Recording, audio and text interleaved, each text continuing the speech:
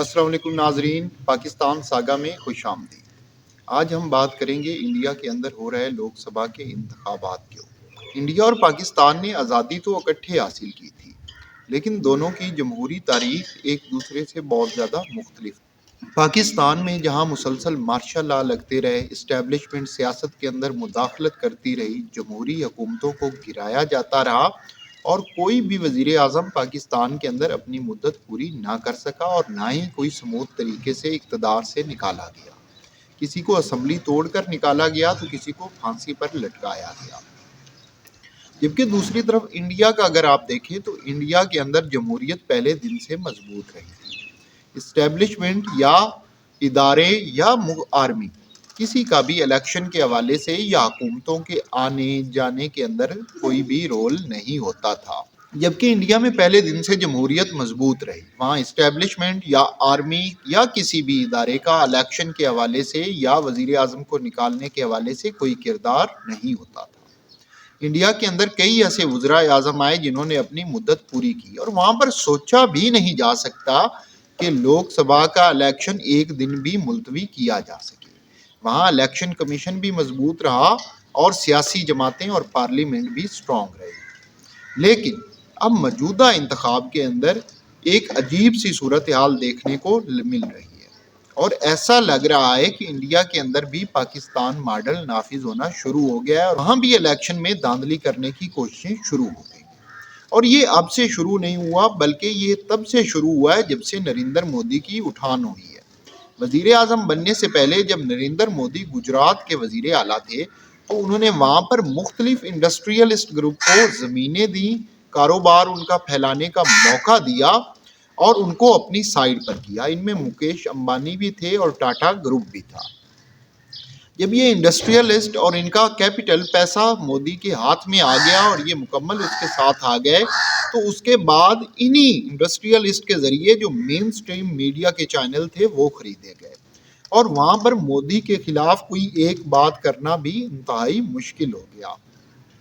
ان channels کے اوپر اگر کچھ ملتا تھا تو وہ نریندر مودی کے حق میں ملتا تھا۔ یوں آہستہ آہستہ عوام کا ذہن مین سٹریم میڈیا اور سوشل میڈیا کے ذریعے مودی کے حق میں کیا گیا اور آخرکار 2014 کے اندر یہ میڈیا اور مختلف انڈسٹریلسٹ اور اس کے علاوہ RSS جو کہ ہندوتوا کی پارٹی ہے ان کے تعاون سے نریندر مودی وزیر اعظم بننے میں کامیاب ہوا۔ 2014 سے 2024 تک انڈیا کے مختلف محکمے جو اپنی انٹیگریٹی کے حوالے سے جانے جاتے تھے ان کے اندر چن چن کر مودی کے حمایتی اور RSS کے کارکن جو تھے ان کی تقرریاں کی گئی، چاہے اس کے لیے قانون بدلنا پڑا ہو یا دھونس دھاندلی کا سہارا لینا پڑا ہو، الیکشن کمیشن ہو یا انفورسمنٹ ڈائریکٹوریٹ ہو۔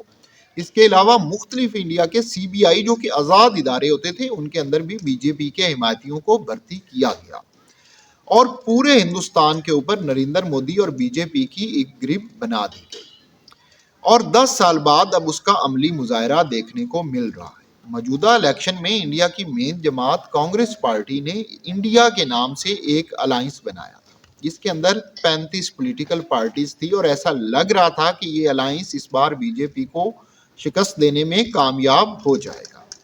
لیکن الیکشن کے اعلان ہونے سے پہلے نریندر مودی اور بھارتی مشینری اسٹیبلشمنٹ مکمل طاقت کے ساتھ کھل کر سامنے آ گئے۔ سب سے پہلے کانگریس کے اتحادی جھارکھنڈ کے وزیر اعلیٰ ہیمنت سورن کو اریسٹ کیا گیا۔